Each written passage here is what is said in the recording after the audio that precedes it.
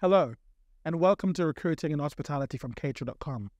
I'm your host, Junior Lewis, and in each program we invite a top name in the world of hospitality to talk about all things recruitment, retention, development, and onboarding.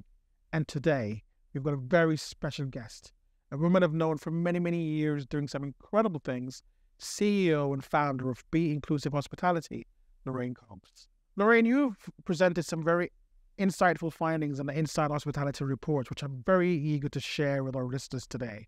So before we get into that, we'd love to understand more about you, the person behind this great movement. So tell us a little bit about yourself and what got you to the stage. Where do I start? So I have worked in the hospitality industry for a very long time, 2 decades to be exact, or a little over 2 decades. From a career perspective, started my career in the pub industry, in supply chain and logistics. And so I have carved out a space as a procurement director, leader for a number of notable brands across the industry.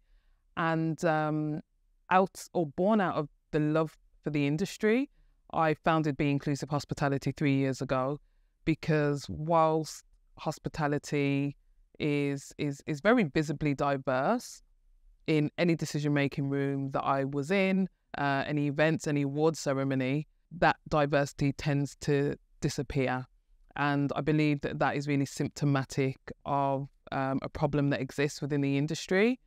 And I was keen to explore further and really examine the specifics as to why there's a lack of representation in positions of influence and leadership roles.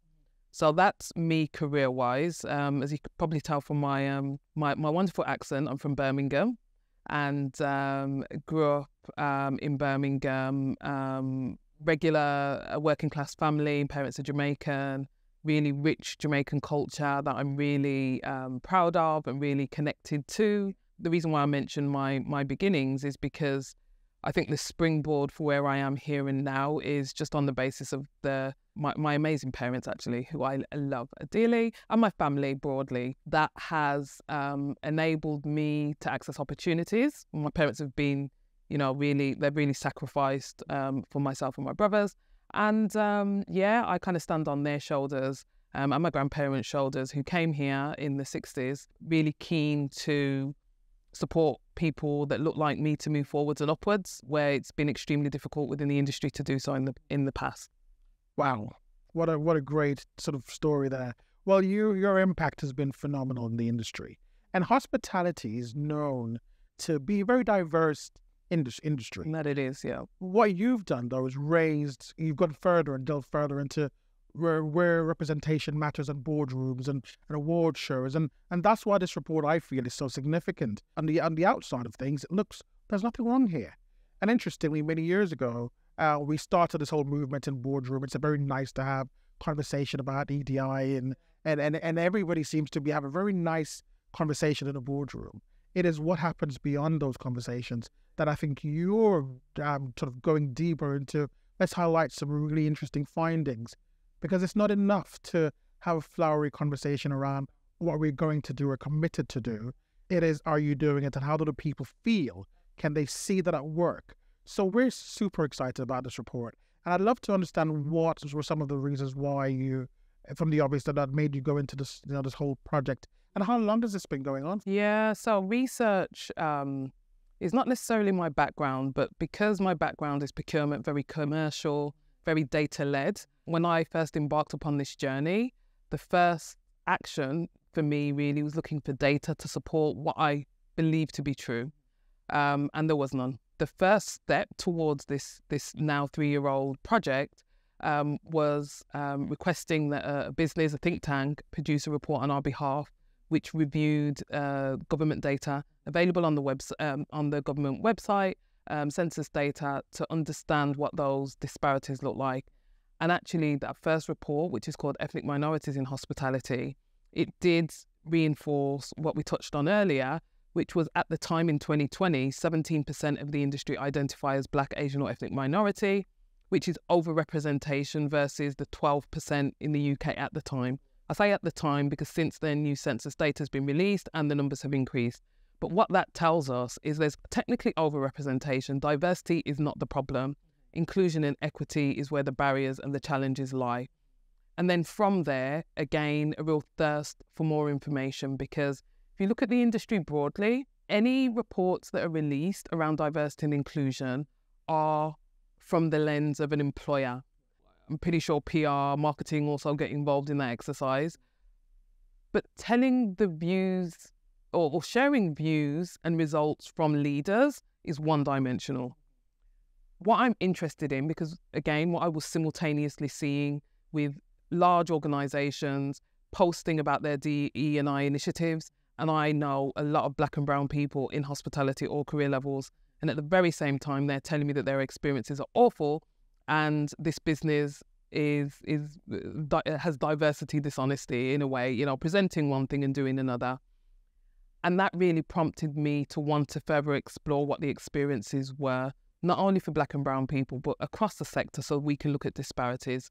So this is the third report of its kind. I see this report being the voice of the hospitality industry, because it's really important to address any issue in any industry. You have to first understand how that problem is showing up and how it's affecting those people who are experiencing barriers or being marginalised. And until you scrutinise and understand that, you can't put a DE&I initiative on the basis of a boardroom that's not necessarily diverse. Absolutely. Well, I'm keen to get into some of the findings. So, first of all, caterer.com are pleased to be supporter of Be Inclusive and the incredible work you do. And have been since day one. Absolutely. And we're proud to be a distribution partner of the Inside Hospitality Report. For audiences, what does it aim to achieve in terms of what is your goal? There's a number of purposes, actually. The first is raising awareness. It's raising awareness to an issue that long has not been recognised. And I say that I've been in the industry for many years, as I've mentioned. There is not an employer that I've worked for that hasn't mentioned how many different ethnicities or nationalities they have within their organisation with real celebration. You know, we have 84 nationalities, but who's in the boardroom and who's back of house? That's my question. So raise awareness for one. The second is really to act as a catalyst for change. So it's one thing, raising awareness, this is how what the current status quo looks like, but actually how can we use this data to inform action and take steps towards a more inclusive industry? Definitely those two things are really it's the purpose of the report, and it's been the purpose since the beginning. Which is wonderful. Now let's run into some of the findings, because this is quite interesting what you found. 1 in 3 respondents reporting that they have had experienced discrimination at work. Yeah. Interesting. And white respondents are most likely to hold managerial positions, earn the most, and occupy full-time employment than any other ethnic group. Black respondents are more likely to be on 0-hour contracts, and Asian respondents are most likely to be on part-time contracts. You've also found that 52.5% of respondents did not know if the employer had undertaken any equity, diversity, and inclusion initiatives the past year. What stood out there for you in some of those? We'll start with the stats about employees not knowing whether their employers have undertaken any initiatives. And I'm unsure as to whether it's around inaction or whether it's transparency. But what I do know is that as an organisation, you have EDI initiatives in place, whatever that might be, even a statement. If the employees don't know, then it can't live and breathe within your organisation, right? And so I think that stat really screams really loudly. I think second is around discrimination and racism. Over the 3 years of delivering this project, the stats have remained pretty consistent, yeah. It's a problem that needs to be addressed. I think what's really interesting this time around, though, is that irrespective of your race or ethnicity, 1 in 3 have experienced discrimination. If you are Black or Asian, it's more likely to be cited as racial bias. But the overarching headline really highlights a really alarming problem within the industry that really needs to be addressed. And then paired with that is the idea that if people are experiencing discrimination or racial bias, if we talk about the race element, then in terms of outlets to report that or to receive support, they're minimal. Interesting finding as well. CEOs and founders exhibit low levels of attendance to equity, diversity, and inclusion workshops at 22.64%, with a high appetite to attend such workshops so they want to do it. Yeah, but Where's the disconnect? well, I think perhaps access. When I say that, actually, and I should have said this before, when I say that the report purpose is to build awareness and act as a catalyst for change, it also informs our work. So we, since inception, we've delivered workshops to about 1,200 leaders up and down the industry, up and down the country, covering topics like talking about race, allyship, inclusive leadership, the list goes on, Black history, specific cultural topics. And because the findings were very similar from year one, we've built workshops and learning and development tools around bridging that gap. So I think, in answer to your question, I think that access, awareness on potentially where to access these learning and development tools might be a barrier. But there are limited resources in the industry that specifically speak to race, EDI, which is there are other agents of change, but which is why we will continue to expand the offering that we have. But I think it's optimistic that CEOs recognise it's a gap for them to fill. And I say this because when you think about CEOs in hospitality businesses, if you think pre-pandemic, they're used to having all the answers right. They sit at the top table making decisions about the business, and everyone within the business looks to them for decisions and knowledge. Within the pandemic, what we saw was no one had the answers.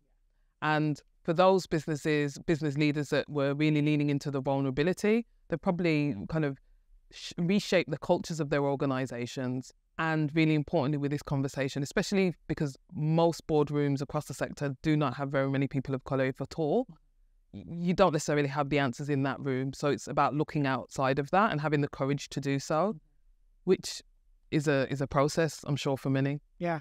I suppose this topic becomes quite sensitive because if somebody feels racially discriminated at work, I suppose from an HR perspective, handling and taking on that, it's I suppose there's education that needs to be had, and how do you first of all identify and label what's happened? You mentioned racial bias earlier, and I suppose the educational piece comes from how do you handle that as opposed to another grievance at work. Yeah. I mean, what levels do you put? How do you educate business leaders and how they can attack and tackle these areas? There's two things on that. There's one that I'll refer to the report findings where respondents are more likely to report an incident to a peer or a manager than they are to a director or HR.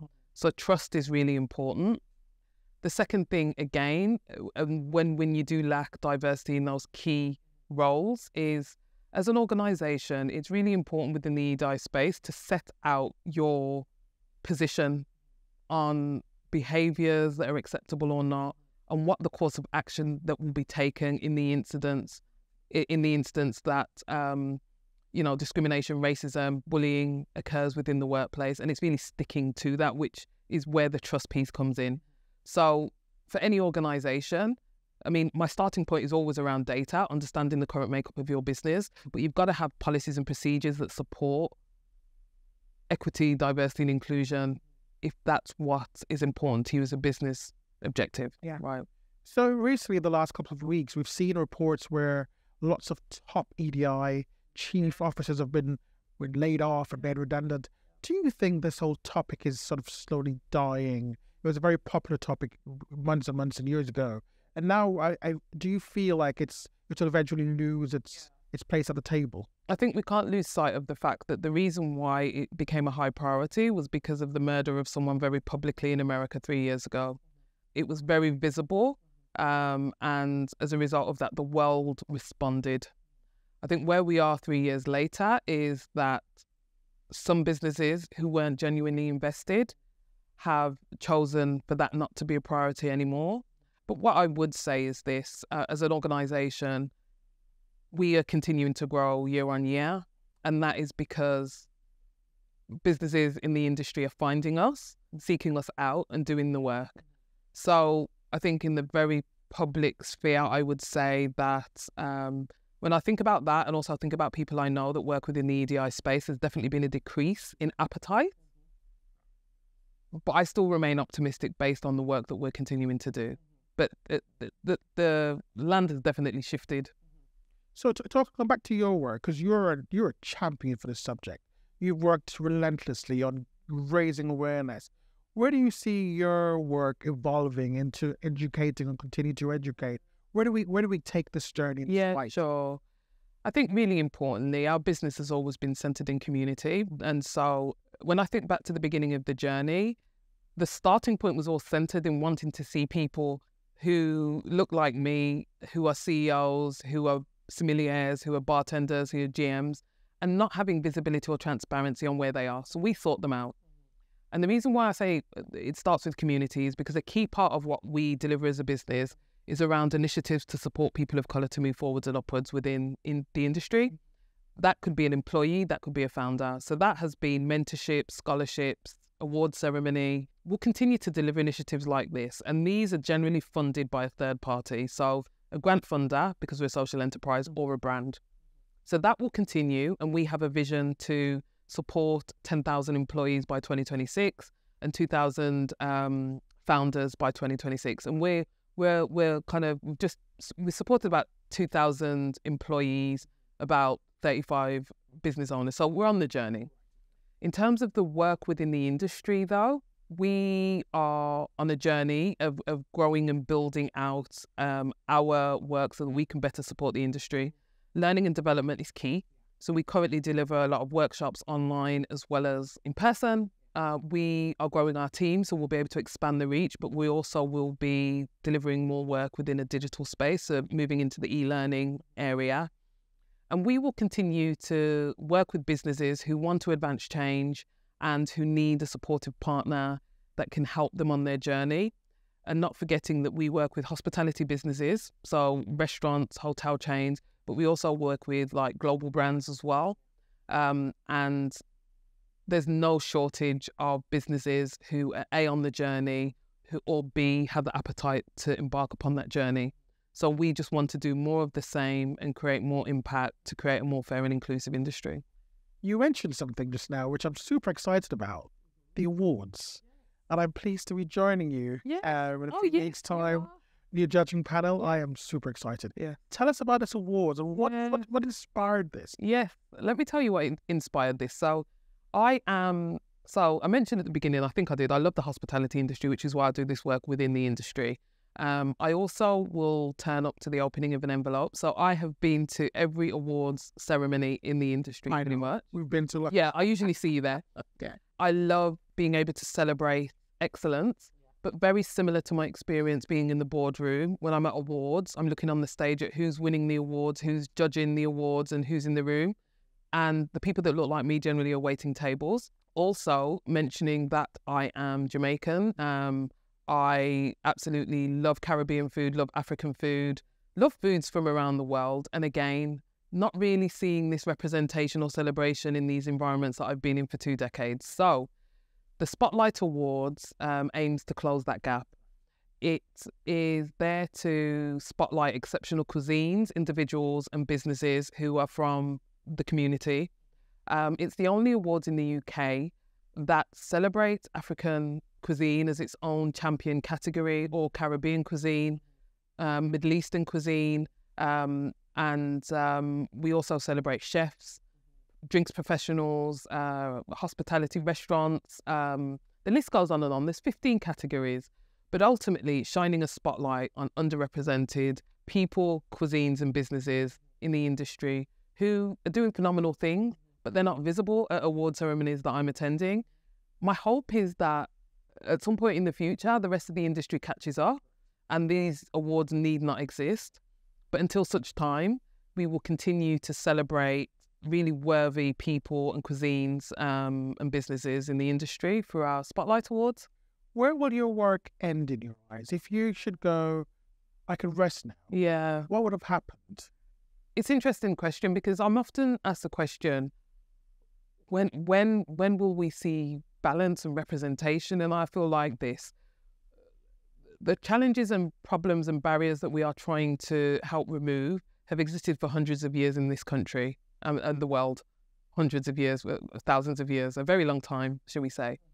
And so I personally am not able to put a timeline on the when.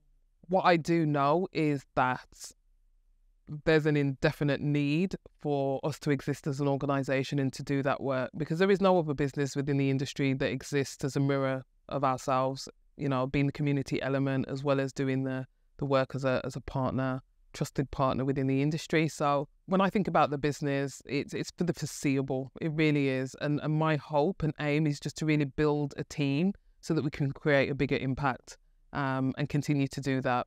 And I think you're right. There is no utopia here. We will continue to spread the message. On that note, though, have you had any moments where it's become challenging to get your message across to employers, organizations? Yeah, I think, it definitely is challenging. It's challenging because the very same industry that has often celebrated the diversity that exists without recognising that there's a race disparity, it includes some people that are not willing to acknowledge that there's even a problem. And what I decided to do very early into this journey was really focus on those that recognise there's a problem and that are willing to collaborate and work with us to remove that. There are many organisations and bodies that don't really acknowledge that we exist, and that's on them. What I'm not here to do is convince anyone it's the right thing to do, because that's kind of me convincing someone to believe that, if I want a job, or if someone that looks like me wants a job, that they should be employed on the basis of capability and merit and not excluded. And I refuse to go there, for my own personal well-being and personal health, mental health. We are definitely wanting and continuing to disrupt the industry by having conversations that are never had. And an example of that is the launch of the Inside Hospitality Report, where it was a wonderful thing to see. We held it at the Four Seasons, Park Lane. We had over 100 hospitality people join us. We had about 18 speakers, and the speakers and the audiences were super diverse at all career levels. What I've realised we're able to do with this business as a vehicle is really create the spaces that we want to see exist. Something we will be doing more of next year is more conferences and events that support bringing our community and our partners together. Because as I say, the kind of depth of conversations that we are having as an organisation is not happening at any other conference in the industry. But I'm really keen, just by the way I'm wired and the way the business is positioned, is we will have these really important and honest conversations, but they will support people, us, to all move forwards and upwards. It's got to be the aim. Yeah. And I'm about to ask you about successes, but I always think that we can go on about how great our initiative has been, but it's only great, I think, when you sort of encourage conversations. Absolutely. And what you have done is encourage conversations and dialogue that's been left unspoken about for many, many years. Yeah. And you're disrupting boardrooms and you're adding a new point of agenda for people to talk about and go, just overlook that for a moment, because on the surface level, it looks so great. Like you say, I look around my hotel or my restaurant and I can see lots of nationalities. So we're all diverse, Lorraine. What do you mean we're not? I hear that all the time. All the time. And so it's almost, and then you go, yeah, I hear that, but, and it's that but that really triggers that conversation on a whole new level. And so what a great sort of piece of work, but I can imagine the resistance you would probably sometimes get. So I want to ask you now, what successes have you had, or what's been your biggest success to date? It's interesting because as a social enterprise and also someone that's purpose-led, success for me is impact. And impact as a business has meant that, there are people who have been on our mentorship scheme. One lady in particular who started as a HR associate, she's now a HR director. And she's been on our mentorship scheme twice. Has the mentorship scheme helped to influence her career progression? Absolutely. And it's an amazing story I'm looking forward to telling at some point this year with her. In terms of impact and success, it's really the community we've built. We have a community of over 500 individuals and businesses who are all seeking out ways to collaborate and move the dial forward. And every day I'm reminded of the brilliant people that exist within the community, whether that is people who are keen to volunteer and help us to deliver initiatives, or whether that is businesses who are willing to put their money where their mouth is and sponsor our initiatives as well. And so it's everything in between. So success, I lead with that, but secondary, we've been in the SE 100 for the past 2 years as the top 100 social enterprises in the UK. I've been named as top 100. I'm now multi-award winner. And all of these things are great, but it's not my why. It's not why I get up in the morning. But it does give visibility to the business. And that helps us to partner with more businesses and create more impact and do more work. So success is relative. And I think that what success looks like is constantly evolving and changing. I would say from a numbers perspective, we've grown at pace, and my aim is for us to continue to grow at pace so that we can have the size of team to really execute impact up and down the country seamlessly. And at the moment, we're a really small team of 3 people. So, well, I can tell you, the team at Cater.com are super proud of you, the work you do, and the change you're making and are about to make. Thank you. Because you're not done yet. So if I were an employer and I was listening to this today, and I go, well, that's great. You found. I'd love to go further on the report, and obviously we'll give you all the details in a moment. But what work could I do with you? How do I get it? How do I get involved? I think the starting point is download all 3 reports and read them. That's the first thing. The second thing is, ensure you're willing to have honest conversations about where you are versus where you want to go. And in the instance that you are there, get in touch and let's have a conversation.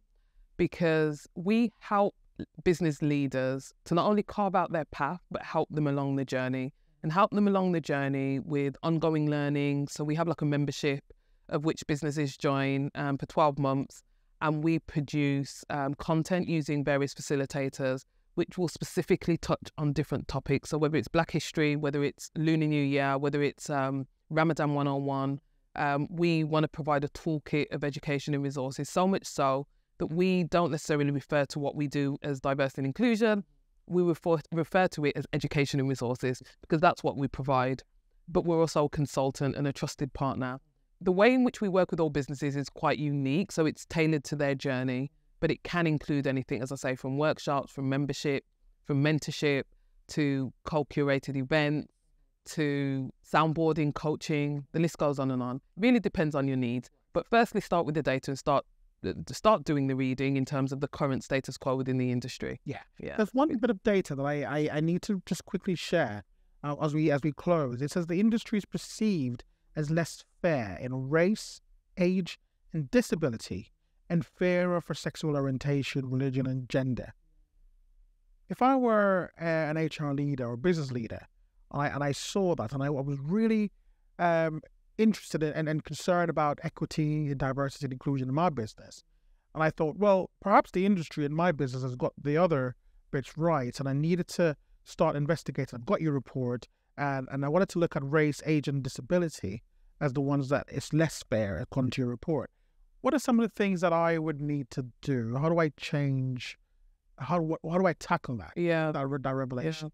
Yeah. I think the really important thing, I mentioned it earlier, was around data. And you've firstly got to understand the demographic of your own employees and how is this reflected in your own organisation? Because if the answer is yes, this is where a lady from IO Institute of Hospitality, Dorothea, used the quote or used the term at our launch, which I love, which is you measure what you treasure. With anything that sits in the boardroom, whether it's key objectives around numbers, finance, whether it's about HR, whether it's about marketing, supply chain, there's all numbers attached to where you want to get to. So firstly, you've got to understand where you are and where should you be. Should your organisation represent the environment that you're in, the city that you're in, the country? And if that's the target, then it's really creating a roadmap on how you get there. So starting point has to be data to understand where you currently are as an organisation. Yeah. And on that note, how do we get access to share with our listeners? How do we get access to your data, your social handles? How do we connect with you? So our website is www.bihospitality.co.uk. You can find us on all social channels, Be Inclusive Hospitality, and get in touch with us via either socials or our website. Lorraine, you fresh air. There you have it. A pioneer of great things in our industry. And keep an eye out for Lorraine Copes. She's doing some incredible work. And Cater.com is pleased to be working in collaboration with you and supporting what you do, judging at your awards. We can't wait to come and spend some time and at your award ceremony. What is the award? The 16th of October. 5th of October. Yeah. Lorraine, thank you so much. No problem. Keep doing what you do. We are super impressed. Thank you. Thank you. And so thank you for joining us today. And for further information, please follow us on all social channels, Instagram, Facebook, Twitter, LinkedIn, @caterer, DOT.com, that's @caterer.com. Until next time.